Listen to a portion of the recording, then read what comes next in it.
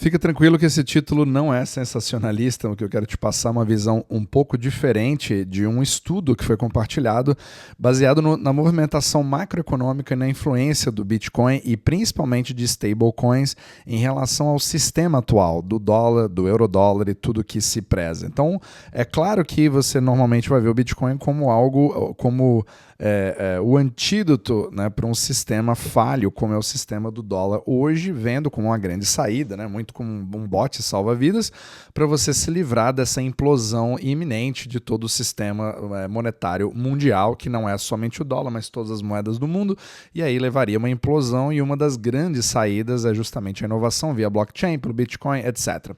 O que eu quero passar aqui é um pouco dos movimentos que de fato ocorrem na macroeconomia, mas que estão criando um efeito contrário, não no sentido de o Bitcoin não expandir ou crescer, ou o valor dele ir para $1 milhão, nada disso, inclusive isso suporta essa teoria, mas da mesma forma ele também ajuda indiretamente o próprio dólar, que seria o sistema que ele visaria substituir, para quem acredita nessa parte da teoria, certo? Então, esse aqui é um estudo feito pelo btcpolicy.org, no qual ele mostra um crescimento contínuo da adoção de criptomoedas, mas principalmente de stablecoins, né? E você pode me falar assim, mas Renato, Bitcoin não tem nada a ver com stablecoin. Na verdade, tem muito mais a ver, porque a adoção o aumento da adoção do Bitcoin vem indiretamente também criando um aumento de adoção em relação a stablecoins como o Tether, por exemplo. E ao fazer isso, isso gera um pool de liquidez para você justamente poder operar com Bitcoin e ir também para outras altcoins. Tá? O único público que talvez não se beneficie tanto disso são os maximalistas, né? O Bitcoin maximalist, aquele que só acredita no Bitcoin e acha que todas as outras moedas não prestam, exceto para essas pessoas, mas elas não são a maioria. Então você percebe que no crescimento de adoção, no crescimento de rede do Bitcoin, ele também vem ajudando fortemente o crescimento das stablecoins e vice-versa. Pessoas que usam stablecoin também podem usar isso para poder comprar mais Bitcoin. Agora, por que isso ajudaria ou consolidaria mais ainda o dólar como moeda de reserva global ao se utilizar isso? Você não está se distanciando do dólar ao fazer isso? Na verdade, se você entender como que funciona toda a dinâmica, principalmente do Tether, que hoje é a maior stablecoin do mundo, você percebe que ela vem crescendo drasticamente, principalmente nos últimos meses. Você vê a emissão de Tether vem aumentando significativamente. Muitos chamam isso de impressão desenfreada de Tether, como se fosse o Fed criando bank reserves. Mas é um pouco diferente disso. Porque, na verdade, para você emitir um Tether novo, você tem um certo depósito, um certo colateral. Pelo menos é o que dizem, muitos podem discordar disso. Mas você tem um estímulo a ter colateral para esse Tether. Ou seja, a maioria deles é feito, e inclusive é o objetivo aqui do artigo, digamos assim, que foi uma palestra feita, é você ter cada vez mais regulamentação nesse sentido para obrigar você a ter treasuries, ou seja, bonds americanos como colateral, que já faz parte da vasta maioria de colateral que você tem hoje nas stablecoins, principalmente o USDT, o Tether e o USDC, que é feita pela Coinbase nos Estados Unidos.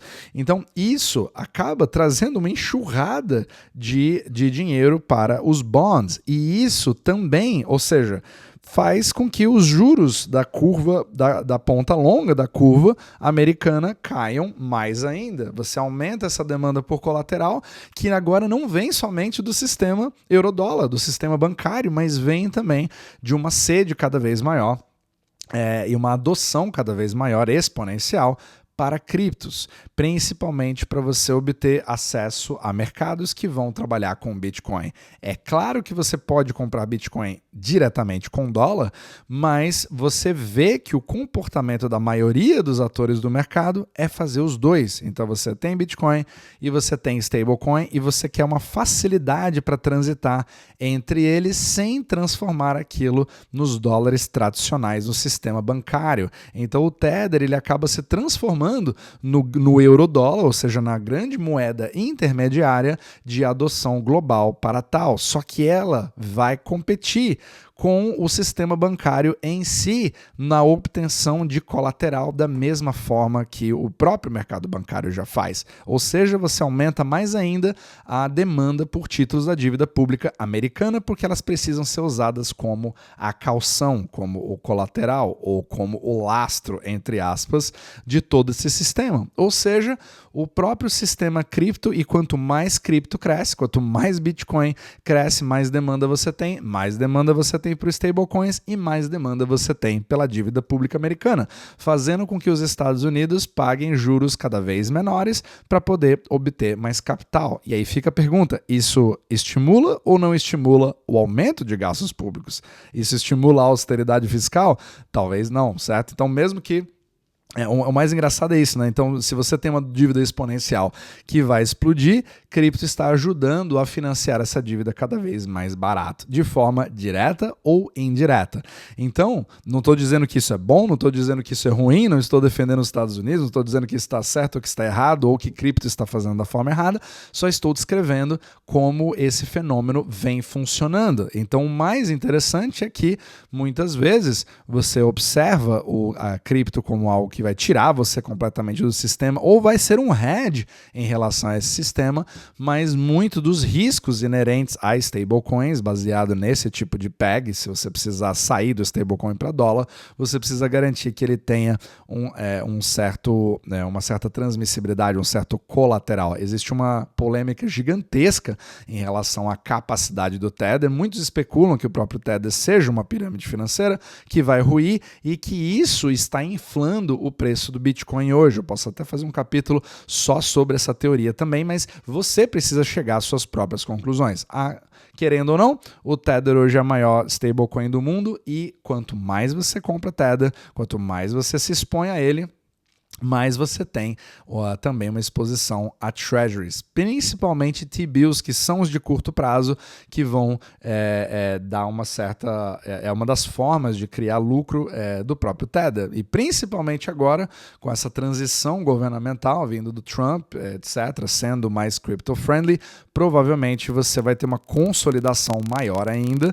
E aí, obviamente, que nenhum governo vai reclamar se você for usar os seus próprios T-bills como lastro colateral de toda uma operação dessa, que na verdade é o mundo inteiro. Então, ironicamente, você acaba vendo os Estados Unidos no centro novamente dessa parte de criptomoedas, mas mesmo que o Bitcoin não tenha nada a ver com isso, ou seja, um ativo completamente distinto e não esteja atrelado às stablecoins, né, por mais que você seja um maximalist, o fato é de que a adoção e a exponencialização da rede de adoção desses dois tipos de ativos estão mais intrínsecos do que nunca, fazendo com que o Bitcoin realmente esteja cada vez mais ajudando a consolidar o sistema euro-dólar como moeda de reserva global.